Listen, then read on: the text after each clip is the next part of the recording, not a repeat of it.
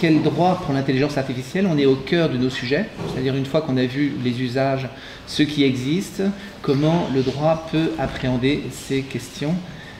Mon cher Nicolas, donc je te passe la parole pour continuer sur cette thématique.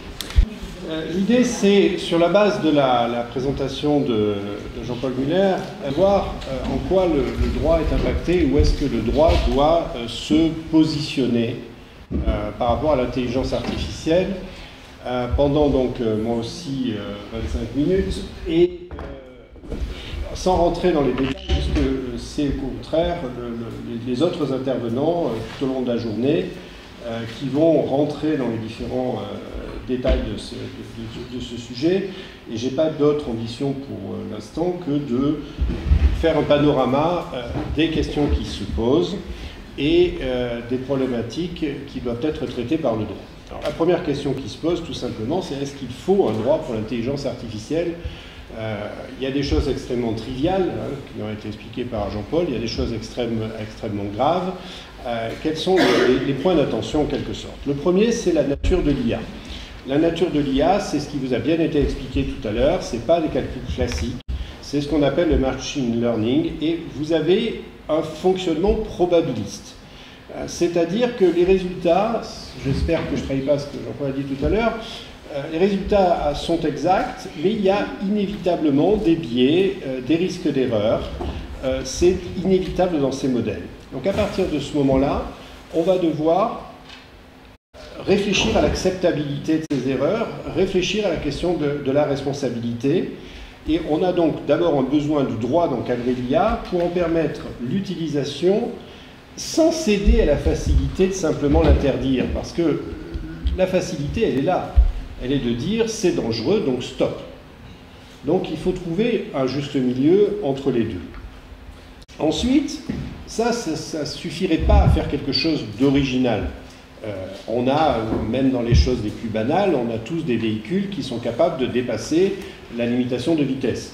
On a estimé, le législateur a estimé qu'à partir d'une certaine vitesse, ça devenait dangereux pour la collectivité. Et on vous a dit, vous n'allez pas pouvoir utiliser votre engin au-delà. On pourrait se dire que, voilà, il y a des barrières, il y a des limites à mettre en place, et ça pourrait suffire pour l'intelligence artificielle. Le problème, c'est que l'intelligence artificielle a deux autres aspects. D'abord, on a tendance à l'humaniser. Ça a été bien expliqué aussi tout à l'heure, ça reste de la fiction. Alors effectivement, on a des véhicules qui peuvent, dans certaines circonstances, être quasi autonomes. On a des outils qui arrivent à jouer contre les meilleurs maîtres d'échecs, mais pour l'instant, on n'a encore jamais un véhicule qui a gagné aux échecs sans qu'on le lui demande. Ça reste très encadré. Alors, l'IA n'a que peu, on l'a vu, j'aime bien, on l'a dit tout à l'heure, l'exemple des choux, d'occasion d'interagir avec nous. La question juridique, c'est que l'IA va décharger l'homme d'une partie de ses actions ou de ses prises de décision, et donc on y revient avec un fonctionnement qui est inintelligible. On appelle ça, c'est l'expression des boîtes noires. Voilà, c'est des boîtes noires, on n'arrive pas à comprendre ce qui se passe dedans, on voit que le résultat est plus ou moins bon, souvent très bon, si ça a été bien fait, mais on ne sait pas. Donc, face à ça, il y a deux grands courants. Un courant relativement isolé et qui veut une autonomie juridique pour l'IA, qui veut créer un régime juridique de personnalisation de l'IA, et un courant beaucoup plus majoritaire qui a un rejet violent de cette théorie et qui veut rester sur quelque chose de traité comme une technologie parmi tant d'autres. Donc, deuxième question, deuxième objectif, le droit doit fixer le champ d'autonomie laissé à l'intelligence artificielle. Et après, il y a un dernier point d'attention qui est l'inverse. Est-ce que l'IA va transformer l'humain? C'est toutes les théories du transhumanisme. Ce n'est pas nouveau, déjà en 1975, on s'inquiétait des systèmes qui réduisent l'être humain à une série de probabilités statistiques, et la loi de 1978 est en partie issue de ces craintes. Donc là, il va être reproché à l'IA de prendre en charge ce qui devrait continuer à relever de l'humain et de prendre en charge des raisonnements, prendre en charge des questions, prendre en charge des décisions, sans le discernement et la nuance de l'humain. Enfin, sans le discernement et la nuance de l'humain, quand l'humain en a. Parce que l'IA peut quand même aussi souvent améliorer les choses. Il y a une étude américaine amusante qui montre que quand les juges ont faim, les peines de prison sont plus sévères. Et c'est vraiment du machine learning. Il y a un des intervenants qui vous expliquera aujourd'hui en matière d'assurance qu'il y a justement énormément d'études qui ont été faites à ce sujet-là. Donc, face à ça, on a déjà le RGPD qui propose une vraie réponse concrète au profilage statistique, mais comme ça vous a été expliqué tout à l'heure, l'IA n'utilise pas toujours des données à caractère personnel, donc ce n'est qu'une réponse qui est partielle. Donc, troisième sujet, le droit doit fixer les limites de la perte d'autonomie de l'humain, et donc en résumé, gérer les risques issus de l'imperfection de l'IA, fixer le champ de l'autonomie laissée au système d'intelligence artificielle, et fixer les limites de la perte d'autonomie de l'humain. Voilà, de mon point de vue, les champs d'exploration pour le juriste et à traiter par le droit. Alors à partir de là, qu'est-ce qu'on a déjà dans le droit existant, dans le droit positif? Là, on a énormément de choses. Et, je dévoile la fin, on a trop de choses. Le problème, c'est qu'en droit des personnes, on protège tous les aspects de la personnalité humaine, et le risque, c'est tout simplement de bloquer le développement de l'IA. Parce que chaque fois que ça va toucher aux personnes, on va trouver des solutions pour dire « non, attendez, c'est trop dangereux, tout ce que je viens de vous dire avant, la perte d'autonomie, etc. » En droit de la responsabilité, on a là aussi tout ce qu'il faut, tous les régimes, que ce soit le droit commun ou les régimes spéciaux. Alors on va se poser des questions très intéressantes, qui est le gardien de l'IA, on va se demander quelle est la causalité et l'imputabilité du dommage, et on va avoir un juge qui aura tous les outils pour décider de tout ça, mais le risque, c'est là aussi qu'on va aboutir à une limitation des cas d'usage si on est trop strict dans cette utilisation.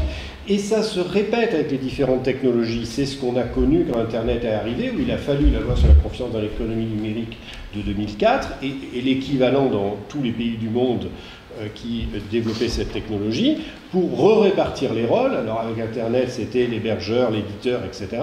Parce que il y avait une affaire qui avait défrayé la chronique, où les hébergeurs étaient, en droit de la responsabilité classique, responsables de tout, et donc à partir de ce moment-là, impossible de faire les investissements nécessaires pour déployer cette technologie. Donc, ça bloque. Dernier exemple, le droit des transports, dont on nous parle énormément avec les véhicules autonomes, avec effectivement plein de questions intéressantes, mais en réalité c'est assez anecdotique.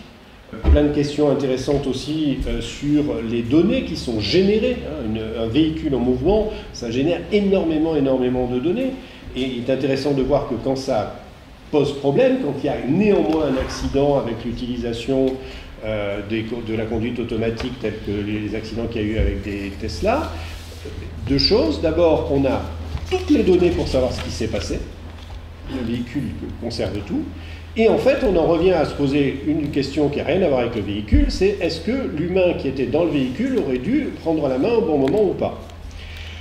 Alors, pourquoi on se fixe beaucoup sur ces problèmes de véhicules autonomes? Je pense que pour une raison très simple, parce que là, on est au contact. C'est un domaine où le consommateur est directement utilisateur de l'IA, et pour un secteur où il a des références personnelles par rapport à plein d'usages.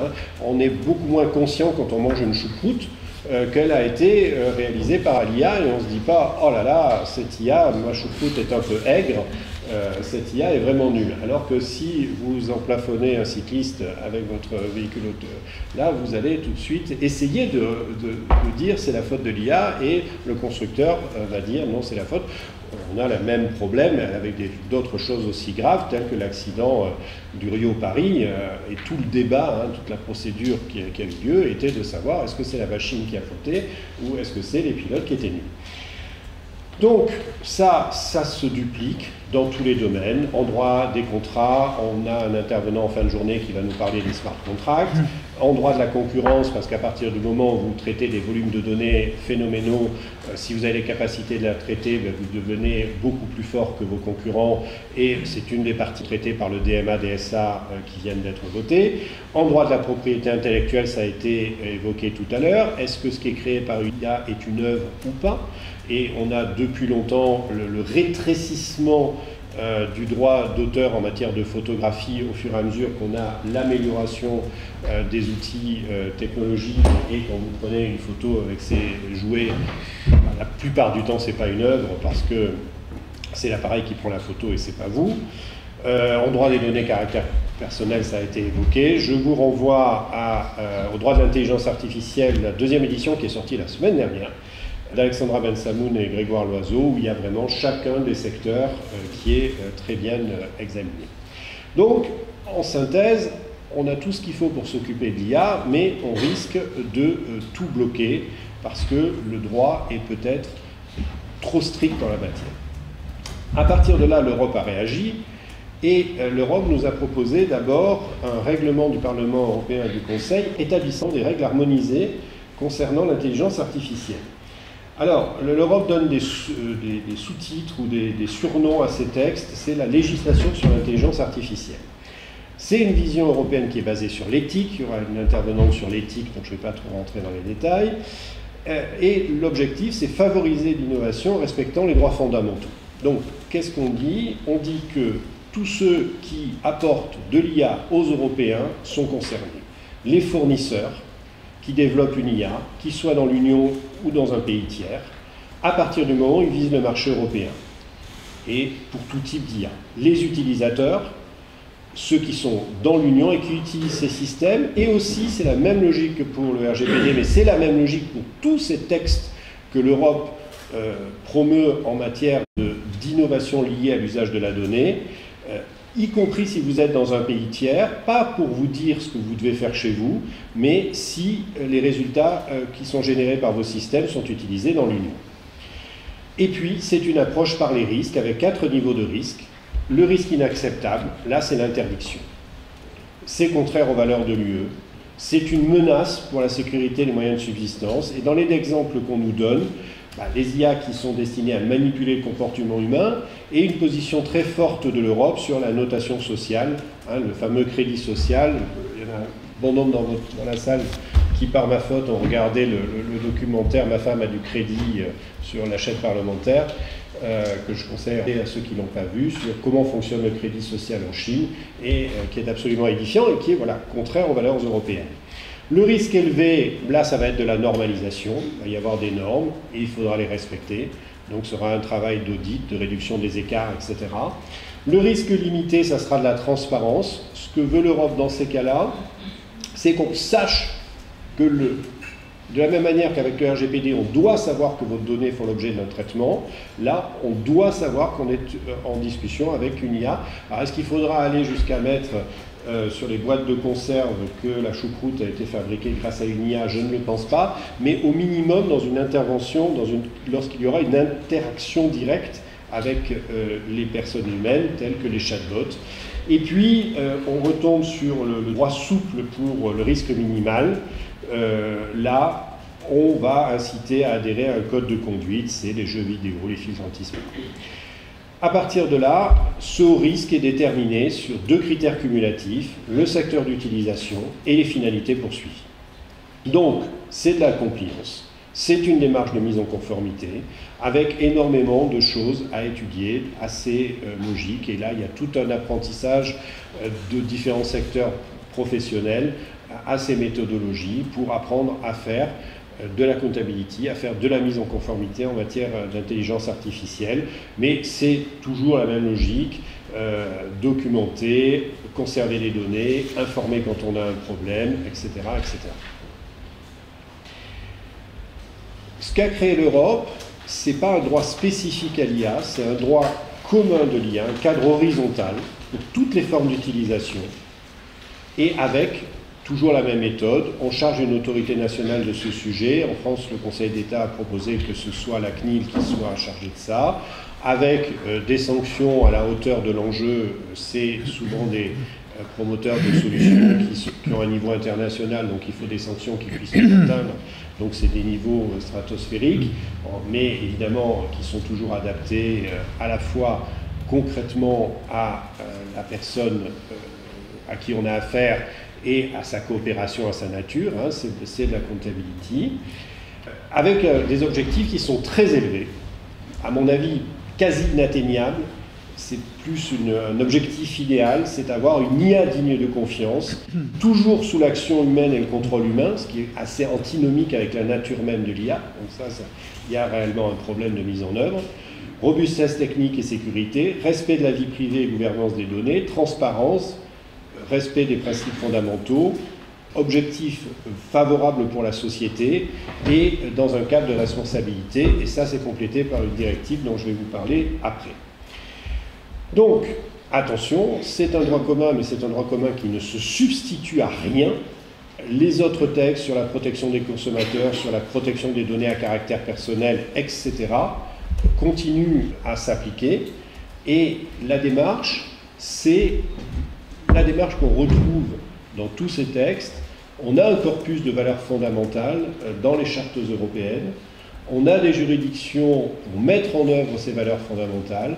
On donne la possibilité à ces juridictions d'appliquer ces valeurs fondamentales aux différents domaines pour lesquels on estime que le problème se pose. Ça a été les données à caractère personnel avec le RGPD, c'est l'intelligence artificielle avec ce texte, et toujours avec la même démarche. On ne peut pas deviner, le législateur ne peut pas deviner à l'avance quels vont être les usages, donc on ne rentre pas dans ce détail-là, on ne qualifie pas, on ne vous dit pas comment vous devez utiliser votre IA, on vous dit débrouillez-vous, mais faites-le en respectant les valeurs, en donnant les moyens de contrôler, et sur la base de ce que vous allez faire, on va discuter. Si vous avez essayé de contrevenir aux valeurs, vous serez sanctionné, et si c'est des défauts qui sont moindres, on va discuter et on va orienter votre activité. Ça ne suffisait pas. Ça, c'est à la base, mais on fait face à une réalité qui est qu'il y aura de la responsabilité. C'est inévitable. C'est-à-dire, ou on interdit totalement l'IA, ou on accepte de l'utiliser, et là, c'est déjà trop tard, hein, c'est ce qui vous a été expliqué partout, l'IA, et donc il y aura forcément des cas où l'IA posera des problèmes. Donc le sous-titre ici, c'est « Directive sur la responsabilité en matière d'intelligence artificielle ». Pour l'instant, c'est un projet. Ce n'est pas un projet qui avance très vite. Bon, je vous le présente, mais c'est loin encore d'être du droit commun. Et là, c'est à l'autre bout du spectre. C'est réguler les conséquences de l'utilisation de l'intelligence artificielle. D'abord, on intègre l'intelligence artificielle dans la responsabilité des produits défectueux, la bonne vieille garantie, hein, mais on sait que ça ne suffira pas.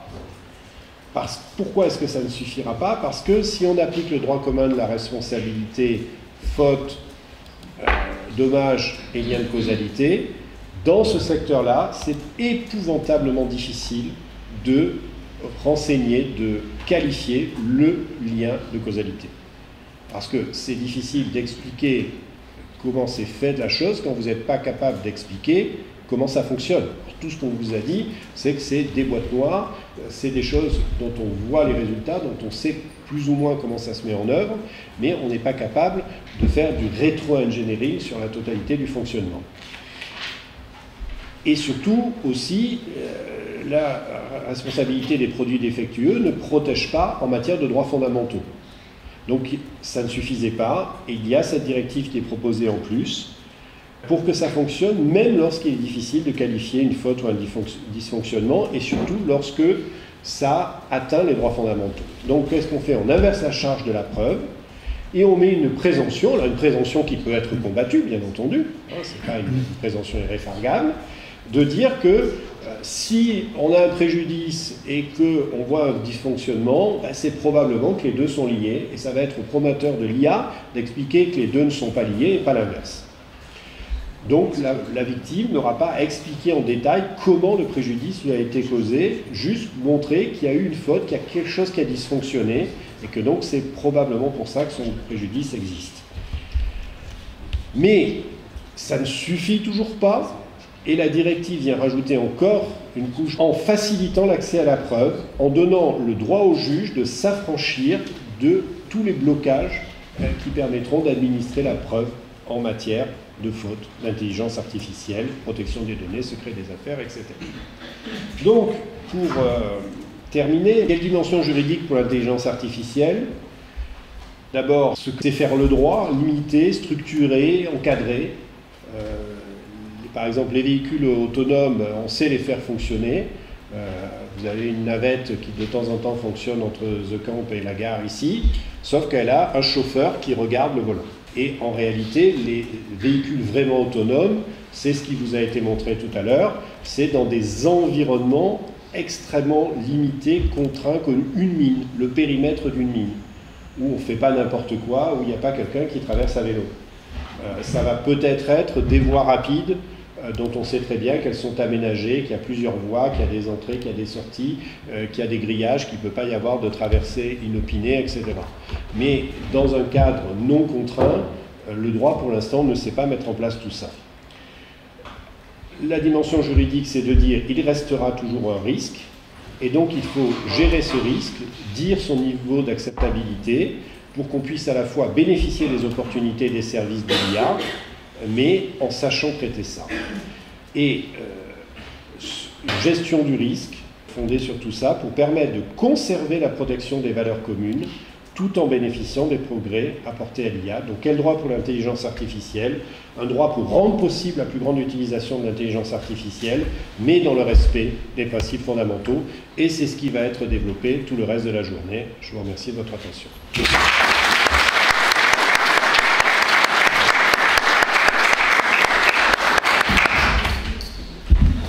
Merci beaucoup Nicolas pour cette nouvelle présentation. Je trouve ça très intéressant de repartir. À la base, on a tous un petit peu du mal à suivre tous ces textes européens qui viennent les uns après les autres.